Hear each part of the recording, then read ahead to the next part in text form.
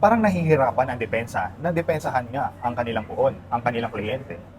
Pero, ang tanong ng taong bayan, nahihirapan na nga ang kanyang mga lawyers, mga defense niya dyan, at napakalaki ang binabayaran niya na pasahod dyan. Eh dapat, siguro, humarap na siya sa Senado. Oo man. Di ba? Tama. Yun Para naman. matulungan niya. Na kung ano ba yung pasikot-sikot na yun. Kasi may pinapakita na dokumento, may pirma din siya dun eh. Oo. O, di ba? Sa nasubaybay natin na impeachment trial dyan sa Senado. Sabi, ilang percent ba? 60% o 80% ang gustong humarap si Sara Duterte According sa survey. Naniniwala naman sila sa survey, di ba? Oo. So, dapat, paniwalaan nila yung survey din ng taong bayan na humarap siya. Ano mo kinakatakot ni Sara? Tingin mo? Di ko lang alam. Kasi, hindi siya pupunta eh. Yeah? Kumbaga, nahihirapan na yung abogado niya. Siguro kung ikaw kliyente, parang pwede mo na siguro i-offer yung self mo. Ako na nga dyan. Ayan. Pero hindi natin marinig kasi na inosente ang kanilang kliyente. Di ba? Hold this, di ba? Parang gano'n, no? Hold this, ako na bahala dito. Oo. Parang gano'n, no? Eh, di ba kung nakapansin mo, ganun na rin yung nangyari dati, di ba? Parang inaasa na ni Sara Duterte sa yung mga petition sa Korte Suprema na ginawa Yes. nila. Eh, ang problema ngayon, dinismiss na. Ng Binasura. Korte, binasura na ng Sinot. Ginawang kababayan, no? Ginawa, basura. Tapos tinap. Comey. Apat na petition yun, sa Korte Suprema, ang binasura. Na ayaw na nila mag-hearing doon sa House of Representatives, di ba? O, yung Pero nandiyan na sa Senado. So, panalo yung taong bayan dito. panalo. So, wala na silang ligtas, di ba? Talagang didiretso na itong trial sa Proceedings na to. No? So, ano pa kaya? Grabe. Ano pa Yun bang- lang naman takbuhan nila eh, di ba? Supreme Court. So, naniniwala sila sa decision ng Supreme Court. So, re-respetuhin nila yan. Wala na silang magagawa. Wala na gagawa, di ba? Kasi yun yung pinaka-endpoint nila eh. Na... Pwede naman nilang akusahan na nakatanggap ng balita. Oo. Ang Di ba? Korte Suprema. Oo. Ganun na naman. Wala na. Sa bagay. Lahat na- Gano'n naman yung ano lahat nila eh. na lang- Akusasyon eh. Parang ano ang gusto ng kampo ni Sara. Lahat ng tao masama, sila lang yung mabuti. True. Hindi ba yun? Di ba? Ang ano dito, bakit? Ang nakita ko lang sa social media, sa mga DDS, no? Pinipraise na lang nila yung mga lawyers, yung abogado. Ay, galing ni ganito kahit nasa palpal lang. Oo. Ang galing ni attorney ganito, kahit binara na. Nagmukhang OJT. Oo. Si Powa mismo, inano I accept, I don't argue you. O, di ba? Kung baga tinanggap niyo yung sabi ng, ikaw nagtanong sa witness, yung tanong mo, yun din bumabara sa'yo. Di ba dapat, ano ka eh, mapaikot mo doon na hindi ka matrap doon eh. Pero yung tanong mo, nagtrap sa'yo. Oo. O, di ba? Tapos sabi ng mga DDS, ang galing ni attorney ganito. Ang galing ni attorney ganito eh. Oo. O, tama nga sinabi mo, nagmumukhang OJT lang. Grabe, no? Hindi makasabat eh. Di ba? Di Pati ba? yung diskarte nilang delaying tactics, yung gusto nila isa-isain pa yung mga... na ano no, natumbok agad no. Sabi ni Atty. Lorna Capuner, gusto mo gamitin nila lahat yung dokumento nyo para hindi nyo na i-contest. Iko-contest nyo pa ba yung dokumento nyo? Of course not. Siyempre, nagsasalita pa no? Barado na, hindi nila Parado na eh. Sabi ng Mukhang OJT. attorney niya, of course not ba? Medyo ano pa siya, maliksing pa siya na confident siya na ganun mangyayari. Parang ano lang yan eh. Professor mo, di ba? No, professor. Tapos nagtuturo sa'yo. Nagtuturo sa'yo. Wag mo. Ang nangyari, grabe. Sinabihan siya sinupalpal doon. Sabi niya kaagad sa defense. Oh, di ba? Grabe. Ang maganda yun, nakuha ng camera ng ano. Oo, nakuha ano. Na... Tapos sabi nila, ang galing. Ang galing ni attorney ganito. Kahit na supalpal lang. O, di ba mga kababayan? So, yun nasabi mo, nakita yung delaying tactics nila. So, ngayon, syempre si Attorney Capunan, alam naman po natin, ayaw niya maging matagal dyan na nakatayo. Gusto niya nga nakauno eh. Manunood pa nga ng Manunood na Odyssey. si Odyssey. Eh, hindi sila aware na yung papel nila ay same lang doon? Or aware sila? na Kasi sabi ni Attorney Capunan, Ayun, we're using yung the mga same acknowledgement receipt yan, acknowledgement receipt. we're using the same Acknowledgement documents. receipt, oh. So, if you are in doubt or if you are arguing the documents, so we will use your documents. Di ba? Kasi Tapos sabi niya ang same lang usapan. naman. Oh. Oh. Grabe no? Naisip ba yun na isang senior citizen na gano'n? Grabe yung matalas eh. Oo. Oh, so wala na silang Wala. dapat i-delay pa. Kasi nga, simula sa Monday, gagamitin na nila yung ano. Oo. Puro kayo tanong, hindi na ano nito, maka-ekto ka ngayon. Dokumento nyo yan eh. Oo. O bakit hindi nyo kayo palawanag? Doon na naman sila matrap. Oo. Di ba? Yan na naman. Kaya yun yung nangyari. Sabi niya pa, tapos sabi pa ni Attorney Capunan, ano mo dito? Ganito, ganyan. Tapos sinabi niya yung prima, Kasi, ha? kasi evidence. Pase. Di ba? Sinabi niya na scam. Grabe, no? Kumbaga, parang nakikinig ka, parang wala lang eh. Parang biglang, boom! Scam. Objection, Your Honor. Objection, Your Honor. Scammer Kumbaga, talaga. parang ine-explain lang na, okay, ganito, ganyan. So, pagkakaintindi ng witness, ganito, ganyan eh. Ah, Pero biglang, para sa akin, yung prima facie na yan, ay scam. Objection, Your Honor. scam yan. Kumbaga, tumbok ka agad eh, di ba? Oo. Walang Kasi mawala. ano eh, isipin mo, nagpasa ka ng mga acknowledgement receipt, tapos kiniklaim mo, bumili ka ng milyon-milyon na medisina, di ba? Eh, wala man lang nakalagay kung saan binili. O walang resibo ng pinagbilhan, di ba? Yung acknowledgement receipt, yun yung binigay dun sa mga informant kung puno, kumbaga yung mga espiya. 849 yun. O, isipin mo, sa loob ng 11 araw, nakapamahagi ka Smurfs kayo? Oo. Iba-iba mo lang Malaking pera. nawilan pa. Masaklap doon yung 11 days yung mansion. Oo. Pero isipin mo, umorder ka ng gamot, diniliver yung gamot, tapos dinistribute mo pa. Lahat yun nagawa mo. Tapos December 23 pa. Nagawa mo lahat yun sa loob ng 11 days. Ano nangyari yan? Ilan ba ang empleyado ng OBP? Ni isang empleyado ng OBP, walang testimonya kung saan nila diniliver yung Grabe, no? Walang picture. Kalokohan, di ba? Okay yun sa acknowledgement receipt. Kung sa tao-tao mo lang. Ganyan. For example, tayo, bumili lang dyan na ano. Oo.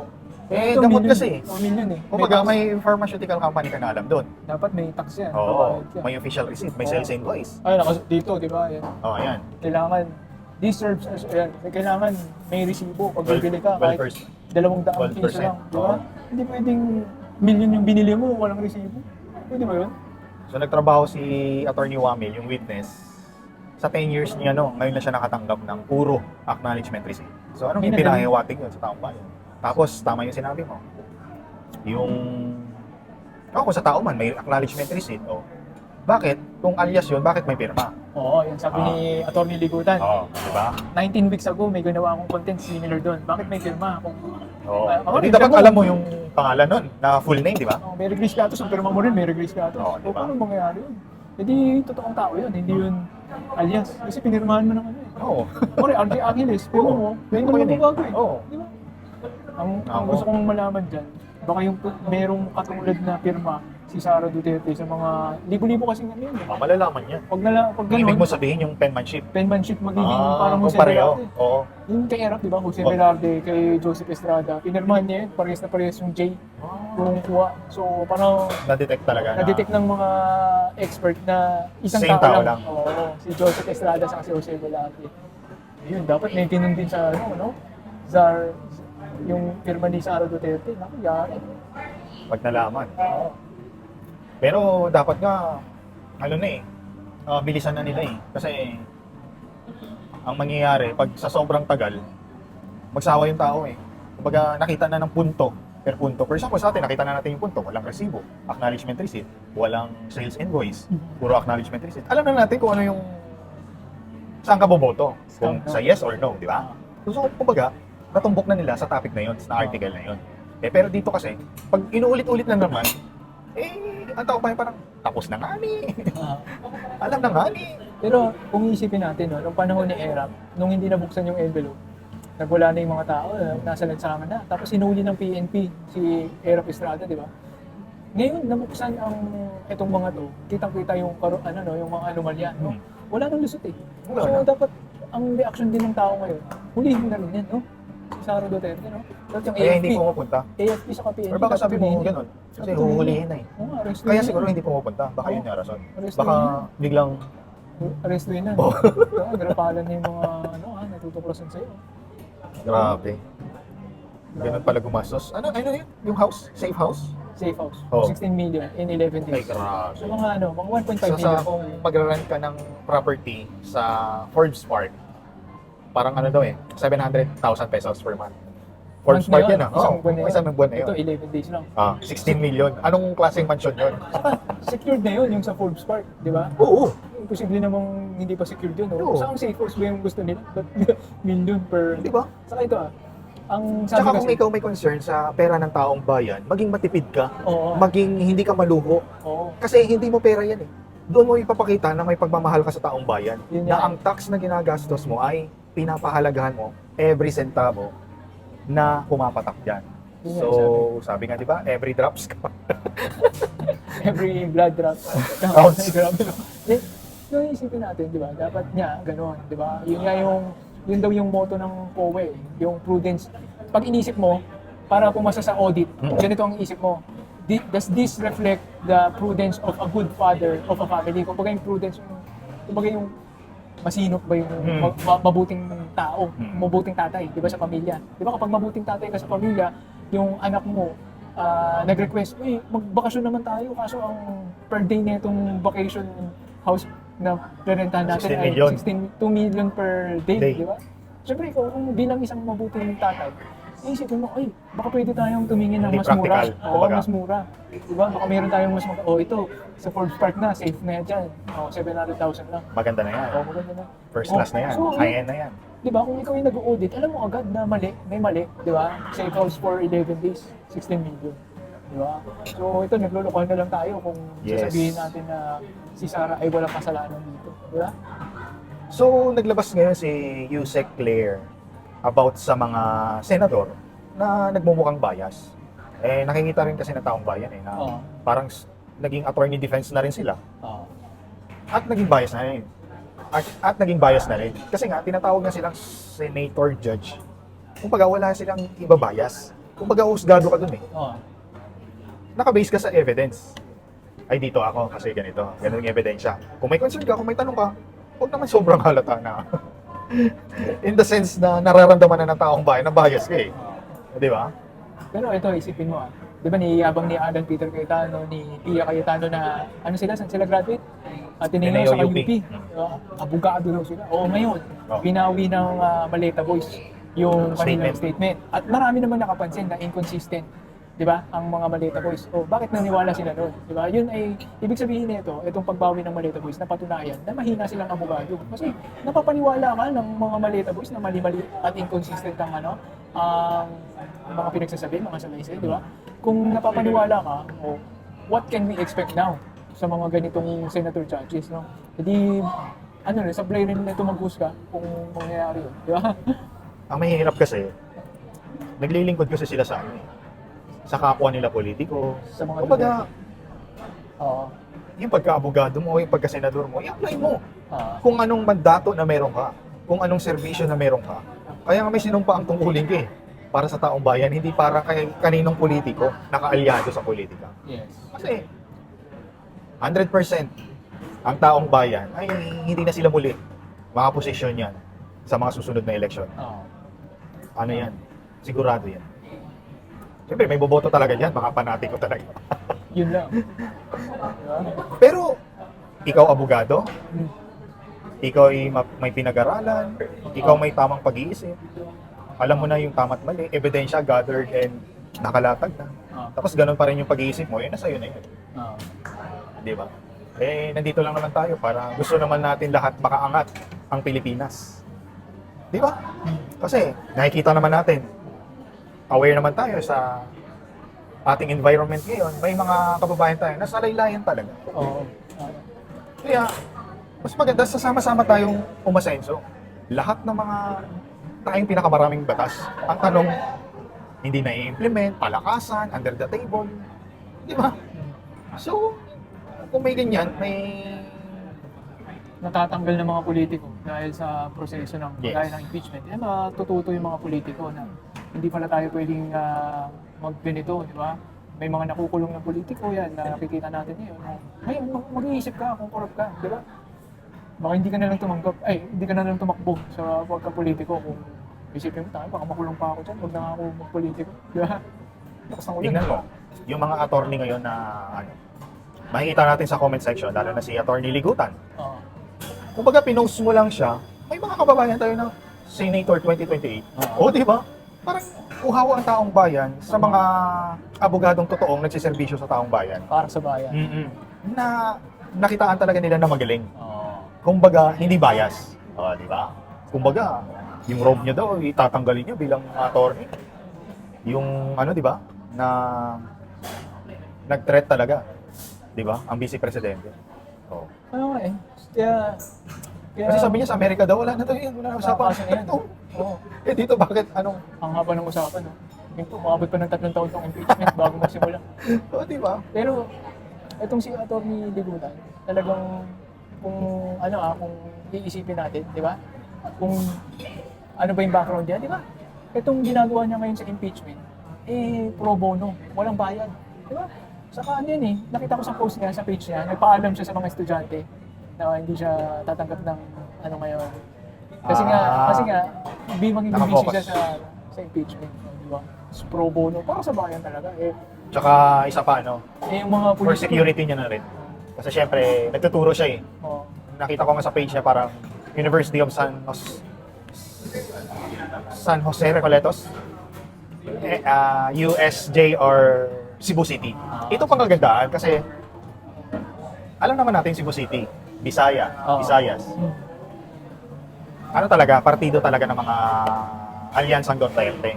Pero nakitaan natin isang magaling na attorney, di ba? Kaya hindi lahat sa Cebu Duterte. O gano'n naman talaga kung nag-iisip ka, isa kang tao na nag-iisip, matalino. Hindi naman kailangan matalino, pero nag-iisip, makikita mo naman gaano ka dumi itong mga Duterte, gaano ka hindi sinusunod, walang galang ang sa konstitusyon, sa batas, diba? Pati yung mga kaalyado nila. Kaya nakakadiri kung for lack of a better term, nakakadiri ang mga Duterte. No? Enough na siguro yung mga batas natin, pero wala. Imbis sino pa yung mga lawmakers natin, o sino pa yung, di ba, yung mga politiko ang magserbisyo sa taong bayan, sila pa mismo lumalabag sa batas. Yes. O, di ba? Kaya yung mga matatalinong tao, yung mga professionals, parang tamad na sa Pilipinas. Di ba? Kagaya ko sa mga kapuligs ko, syempre parang nurse sila. Tapos ganito nangyayari sa Pilipinas, hayaan na natin ang Pilipinas. So, yung mga matitinong tao, nasa ibang bansa. So, natira na lang yung mga walang nagawa. Tatakbo bilang barangay captain. Walang pinag-aralan, hindi man lang naka-high school. O, di ba? Hindi naman sa pag-ano mga kababayan, pero may ganun. Nakikita ka, may mayor, hindi naman lahat. Ngayon na lang sa Senado. Di ba? Kilala ko ba yan? Oh. Tol, kilala ko ba yan, Tol? Di ba? Masyado po, kaya yata kayo po. Ang hirap impression niya, Robin Padilla. Pero nakikita ko kung tuloy-tuloy ito na ang administrasyong Marcos, yung mga politiko na may katiwalian, lumabag sa batas, ay dapat managot sa batas. Yun. At maging okay paunti-unti ang ating gobyerno. Naniniwala ako doon. Bakit? Kasi sa nangyari ngayong impeachment, mamumulat ngayon yung mga politiko na gusto magnakaw. Kahit hindi siya impeachable. Official, Oo, Posible. may ninakaw siya, kahit mayor lang yan or whatsoever, vice mayor yan or councilor yan. Or SK chairman nga, di ba? Nagpa-travel, nakita ka agad. Timbok ka agad. So, kumbaga, nagdadalawang isip na sila mangurap. Oo. Kasi nga, nandiyan na social media, may social media na, hindi mo makasinungalingan, hindi mo ma-spread yan. May ebidensya din. Oo. Di ba? Kung ngayon kakasuhan ka, wala, managot ka. Kung hindi mo ninakaw yan, umarap ka. Ipakita mo. Di ba? So, kumbaga, unti-unti maging maayos ang Pilipinas. Hoping tayo dyan. Na yan naman ang gusto natin. Tama. Kaya, hindi tayo magaling magsalita, hindi tayo kung ano man yan, mga political analyst na yan, kung ano man yan yung mga, hindi tayo abogado, pero nandun lang tayo in the sense na kung anong prinsipyo mo, di ba? Syempre, alam mo naman, iba prinsipyo mo, kasama kita ngayon, di ba? Kung anong prinsipyo mo, parehas tayo naman paniniwala di ba? Hindi naman pwedeng green-minded ka, tapos ako red-minded or pink. Tapos, magka-merge yung ugali natin, hindi So, kumbaga, tayo rin magsasama yung mga kung anong pananaw mo sa gobyerno ng Pilipinas. So, edi yung pananaw natin, yun, karapatan natin yun Lahat naman siguro may karapatan kung ano yung reaction nila, kung ano yung masasabi nila sa gobyerno. Freedom of speech, ika nga, di ba? Alright. Mahaba na. Mahaba na. 36 minutes na. Ano, okay na yan? Okay na yun?